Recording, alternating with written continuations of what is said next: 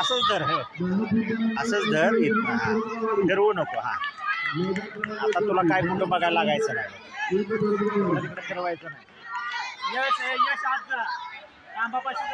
पाठी सर तिकडेच नाही रे, कळलं का? हो थांब की सर. किती आउट झाली?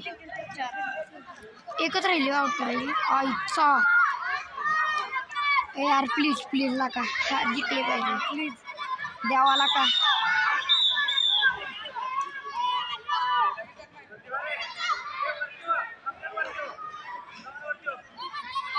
लका आउट नका होऊ कोणी.